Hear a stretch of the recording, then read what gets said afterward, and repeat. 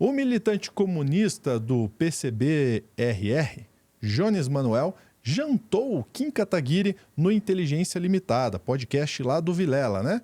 Será que vingaram o nosso Álvaro Borba contra o MBL? O que vocês acham? Eu quero o comentário de vocês nesse vídeo, porque a gente vai fazer um react desse debate agora aqui no Plantão do Meteoro.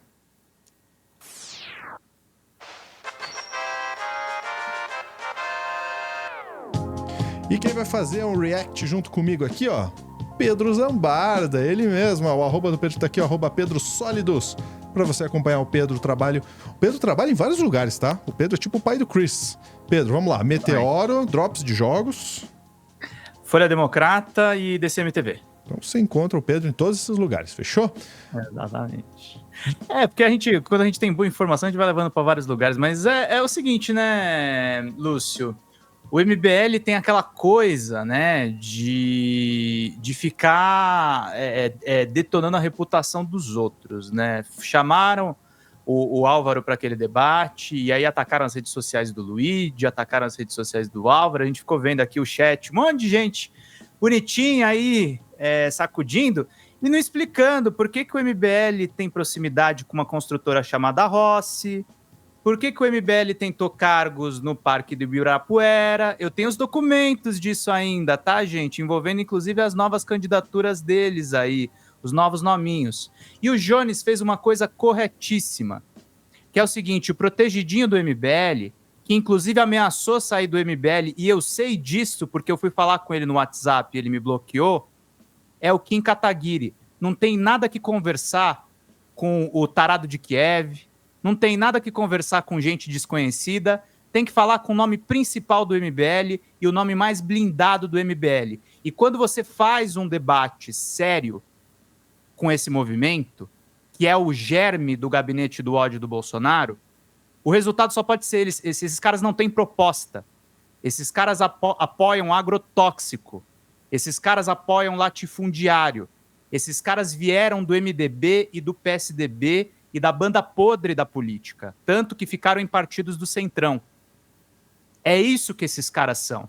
E esses caras não têm coragem também de chamar jornalista para debate, porque o que eles mais têm é denúncia dentro da imprensa. Eles também são muito protegidos por alguns donos de jornal, mas eles não resistem a meia hora de apuração. E eu queria pegar o primeiro corte do Jones, que ele fala a respeito da questão da segurança pública, porque o corte não é só importante para desmascarar esses farsantes do MBL. Ele é importante porque nós da esquerda temos que discutir segurança pública exatamente como o Jones faz aí. Vamos ouvir juntos. Pro chat.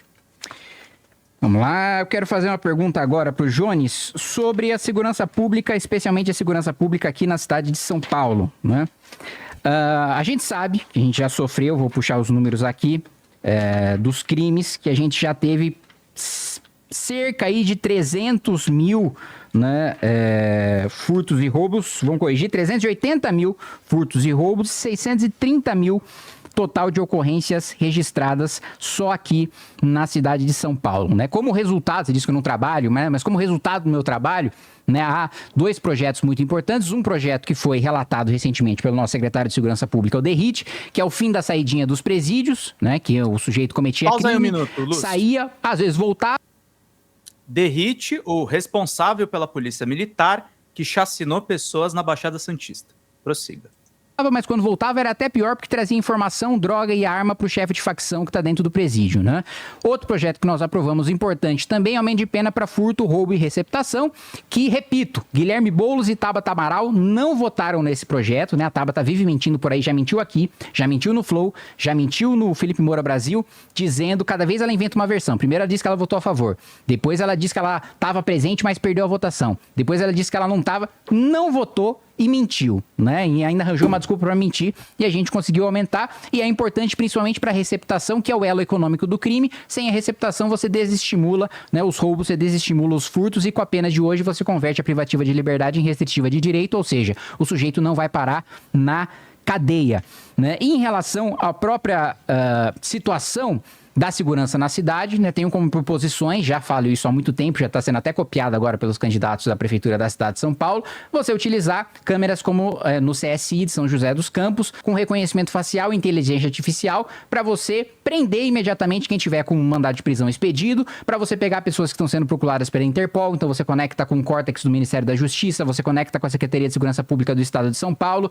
sujeito que acabou de ser assaltado, você dá as características da pessoa, a inteligência artificial já identifica naquela região todas as pessoas com aquela característica e com isso você conseguiu reduzir o número de crimes na cidade de São José em 70%, fora um programa também de iluminação pública 100% em LED, baseado no que foi feito em Nova York e também em Bogotá. Em Nova York a diminuição foi de 30% e em Bogotá a redução foi de 50%. Então eu quero saber do Jones quais são as suas proposições para a segurança pública na cidade de São Paulo, que a gente vive uma epidemia de crime. Antes disso... Desculpa. Vamos lá. Opa. Antes disso, o deputado Kim Kataguiri mentiu mais uma vez. Preste atenção, isso é muito importante. O piso da enfermagem foi aprovado e depois se aprovou um fundo para garantir ajuda aos estados e municípios para cumprir o piso da enfermagem. Com o piso dos agentes comunitários de combate e agentes comunitários de saúde de combate à endemia, poderia ter feito o mesmo. O deputado Kim Kataguiri não se mexeu, não propôs, não movimentou a bancada dele, nem o Kim Kataguiri, antes de falar de segurança pública, o Kim Kataguiri estava supostamente defendendo os funcionários públicos e o Jones corretamente apontou que ele não se mexeu quando eles precisaram de reajuste ou qualquer amparo do parlamentar, tá bom? Então, uma grande mentira, uma grande hipocrisia que esse cidadão do MBL se importe com alguém que não tem dinheiro. O partido dele, ele só votou contra e agora quis dar uma lacrada. Você não entende processo legislativo. O piso da enfermagem aprovou-se, o piso, houve contendas, batalhas judiciais, empresariado, Associação Brasileira de Municípios e por aí vai. Foi lá, se aprovou um fundo para garantir o pagamento do piso da enfermagem. Poderia ter feito a mesma coisa com agentes comunitários de saúde, que lembrando, um piso de 2 salários mínimos só e o deputado nada fez. Dito isso, veja, deputado, você faz muito populismo penal, né? Aumento de pena para isso, aumento de pena para aquilo e por aí vai. Como eu já mostrei, quando foi na hora de aumentar responsabilidade penal para ricos, como no caso de rompimento de barragens por omissão, você votou contra. E aí você já vai pegando o perfil, né? Aí vou aumentar a pena para crimes de roubos e furtos. A questão é, você que tá ouvindo a gente, que sai de casa, que tem seu celular roubado, você tem todo o direito de ficar puto, de ficar indignado, de achar que isso é inaceitável, porque ninguém gosta disso. Ninguém acha normal você trabalhar, você ter o seu corre para conseguir comprar seu celular e seu celular ser assaltado. Mas vamos lá, aumentar a pena reduz o crime? Porque, para além da raiva, vamos para a racionalidade. Você quer que reduza o número de furtos. Em São Paulo, 1 a cada 3 paulistanos já teve o celular roubado e esse número é mais ou menos o mesmo em várias capitais do Brasil. O que é que reduz o crime de celular? E aí vou dar um exemplo para vocês. O Piauí, ele adotou uma política bem básica. Todo celular tem um e-mail, que é chamado de chassi do celular, e aí cada vez que o celular é roubado, né, você informa o e-mail do celular roubado para a polícia. A polícia faz uma espécie de blitz e aí para o cidadão e aí você digita lá asterisco jogo da velha 06 jogo da velha, aí aparece o e-mail na tela do celular, a polícia escaneia, descobre na hora se o celular é roubado ou não e com os dados fornecidos pelas operadoras de todos os e-mails de celulares roubados, a polícia começou a fazer envio em massa para as pessoas que estão com celulares roubados. Às vezes a pessoa até não sabe. Aí diz assim, ó, se você está com o celular roubado de boa fé e tal, não sei o quê, venha devolver o celular. Medida bem simples. Vale dizer, Vilela, que no Piauí foi preciso decisão judicial, porque as empresas não queriam entregar o e-mail dos celulares roubados. Já a gente vai explicar por quê. Resultado prático disso. Nos primeiros meses da operação, a polícia conseguiu recuperar mais de 6 mil celulares e devolver para as pessoas. O número de roubos e furtos de celular caiu de maneira descomunal e a melhor coisa, o número de latrocínios ano passado caiu 20%, o latrocínio é roubo seguido de morte, e esse ano já caiu 50%. Então, veja, não mudou a lei, não mudou o número de penas, foi uma medida inteligente que quebrou a cadeia do crime de roubo de celular no Piauí. sabe? E reduziu o número de latrocínios, ou seja, salvou vidas. E aí poderia isso ser estendido para o Brasil inteiro, mas as operadoras, elas não querem entregar o e-mail. Foi preciso, repito, decisão judicial. E aí sabe por quê, Vilela? O roubo de celulares no Brasil cresceu 15% ano passado. Vamos lá. Cada vez que o celular é roubado e que você não tem perspectiva de recuperar, isso é o quê? Mercado, consumidor, para um celular novo. É muito simples. Todas as operadoras de telefone, em contato direto com a Anatel, a agência reguladora, criaram um protocolo. Cada vez que um celular for roubado, você comunica a operadora comunica diretamente à Anatel, que distribui esses dados pela polícia do Brasil inteiro, e você faz um esquema de operação como essa no Piauí. Em Teresina, para ser mais preciso, mais de 60 lojas de receptação de celular roubados foram fechadas. Né? Uma loja só... Só um minutinho. Tinha 1,4... Por que o Kim não pegou essa ideia do Piauí? Porque o governo do Piauí é do petista Rafael Fonteles. O Kim prefere pegar propostas de segurança pública que não funcionam do DERIT ou da própria gestão Ricardo Nunes com GCMs que não funcionam e está aumentando o número de morador de rua e aumentando o número de miserável em São Paulo, ou do Tarcísio de Freitas. E o MBL não está nem aí para discutir segurança pública. Eles estão a fim de dar corda para a gente de extrema-direita e eles dizendo que não são mais bolsonaristas. Isso precisa ser desmascarado. O que o Jones fez foi muito na pinta. Outra coisa também muito importante que apareceu no debate. O Kim Kataguiri falou que não apoiaria o Ricardo Nunes para a Prefeitura de São Paulo.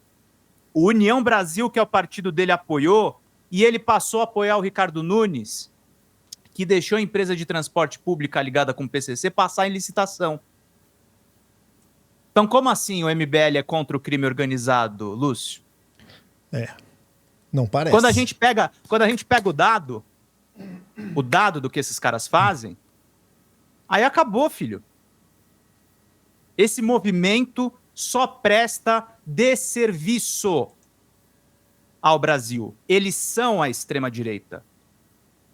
Eles são os caras que treinaram o Bolsonaro lá atrás e ensinaram esses métodos de ganhar na base da lacração na internet, sem ter proposta nenhuma, e dando corda para o pessoal se matar no bang-bang nas ruas. Essa é a proposta de segurança pública desses caras. A gente precisa trazer dados. O Jones foi muito feliz de lembrar desse projeto, porque é o seguinte, a esquerda precisa entrar seriamente nessa discussão de segurança pública. O Daniel Cara, que eu sei que é um cara que o Jones conhece, e tudo bem que ele é o responsável de educação do programa do Boulos, é um cara que está defendendo muito que a gente entre nessa discussão. A gente tem que parar de ficar só nos chavões da esquerda, começar a entrar nessas discussões que a extrema-direita domina e desmontar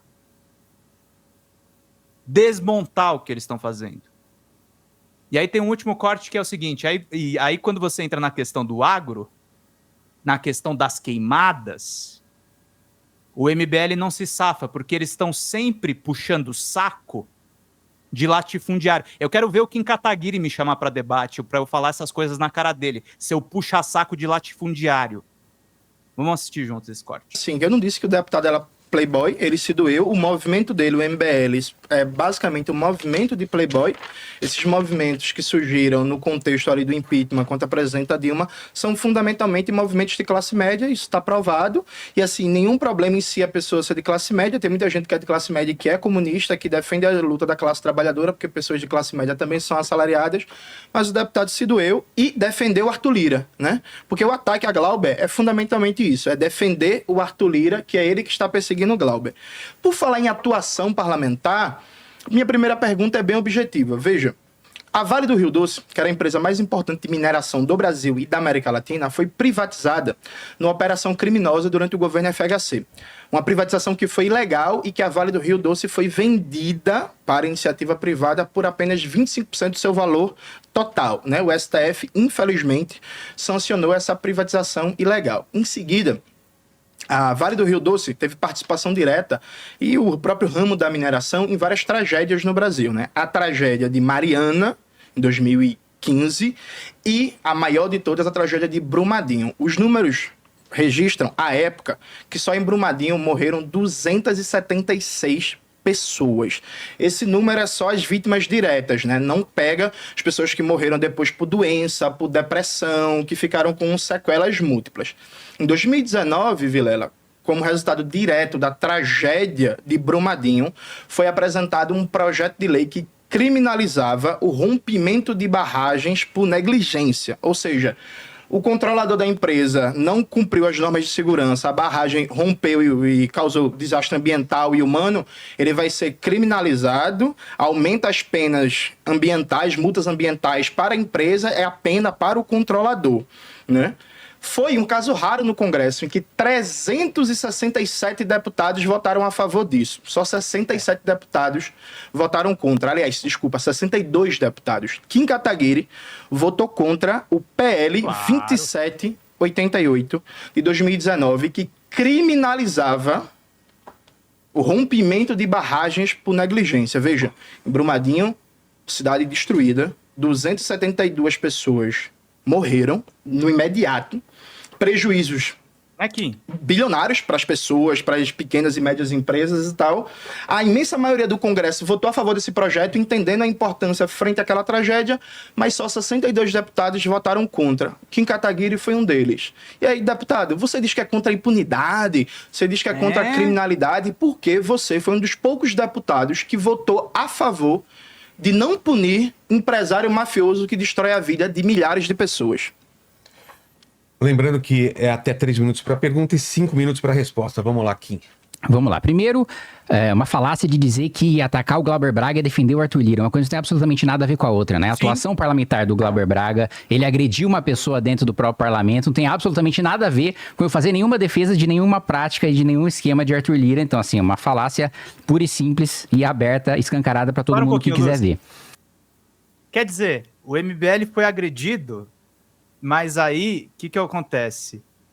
Eu voto a favor de grandes mineradoras que jogaram lama numa cidade matando centenas de pessoas para defender o meu amigo que foi supostamente agredido pelo Glauber Braga. Eu vou lá e voto também o PL do veneno dos agrotóxicos. E aí vocês vão ver o Kim também protegendo o agrotóxico nesse debate. Vamos continuar vendo. O outro ponto também em relação a, olha...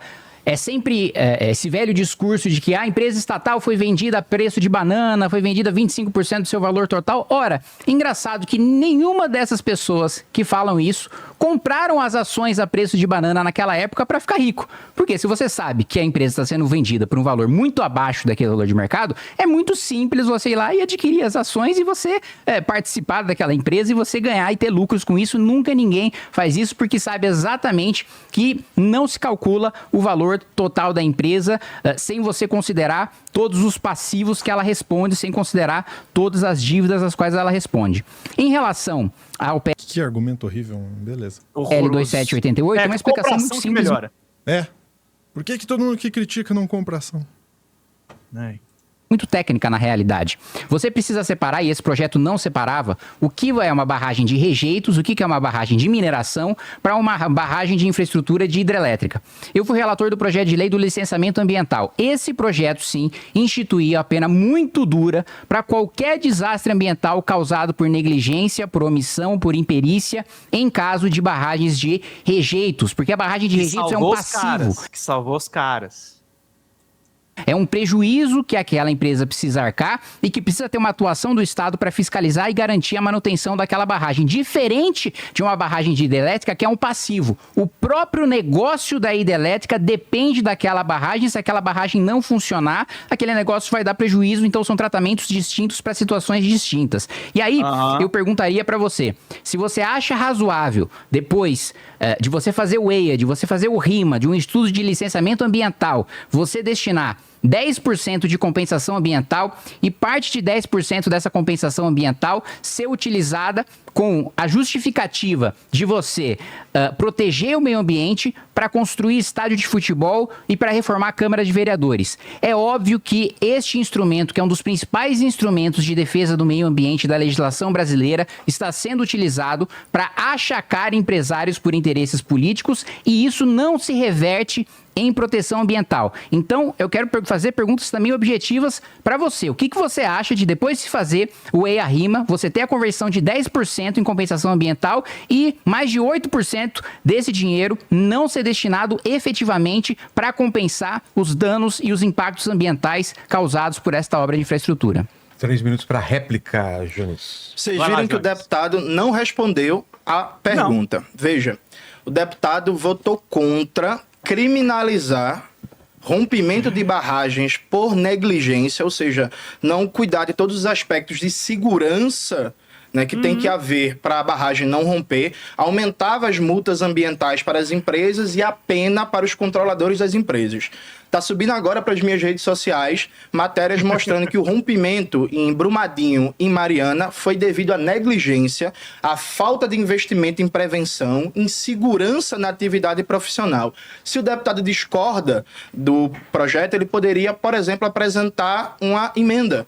Ele poderia debater com sua bancada ou com seus pares para fazer mudanças no projeto e torná-lo melhor, mais eficiente. Todo deputado pode ir lá fazer uma proposta de emenda, recolhe as assinaturas e tal. O deputado, ele votou para proteger os empresários, tanto é assim que ele acabou de falar que os empresários são achacados, então os empresários são vítimas. 270 pessoas, mais de 270 pessoas foram mortas em Brumadinho. E o deputado está com pena de empresário. Ele acabou de falar. Ele está com pena de empresário. Deputado, fale para o pessoal, para a população de Minas Gerais. A vítima é o empresário, ou são as pessoas que perderam tudo nessas duas tragédias? Pode pausar um minutinho. Aí é outra pergunta. Chega no momento do debate, eu não separei esse corte, mas vou falar aqui para vocês. Que o Jones fala que o Kim apoiou o PL do veneno. E aí ele diz que, o Kim poderia pelo menos se adequar à legislação da União Europeia que proíbe os agrotóxicos que são usados no Brasil. Sabe o que o Kim reclamou pro Jones, ô Lúcio? Diga. Que comunista não pode aprovar a resolução da União Europeia. É esse tipo de argumento merda que o MBL usa para tentar responder a esquerda. A gente precisa dizer claramente, é um argumento merda. Não serve para nada, não serve para limpar a bunda. Não serve. E a gente precisa entender que entre o Kim Kataguiri e o Eduardo Cunha, a única diferença entre os dois é a idade. Eles são rigorosamente a mesma coisa. Bom, você viu aí parte desse debate. Se você quiser ver o debate, ele está disponível também lá no canal do Vilela. E é interessante, né, que a gente vê realmente um caminho de fuga da pergunta, né, pelo menos nessa pergunta que o Jones Manuel fez, muito do que eles criticam, né, quando eles querem debater. Ah, mas você vai fugir da pergunta quando eles vão lá colocar microfone na cara das pessoas, né, e realmente não houve a resposta ali direto ao ponto do que o Jones perguntou. E aí fica para você também avaliar o que você achou desse debate. Pedro, mais algum ponto que você queira trazer?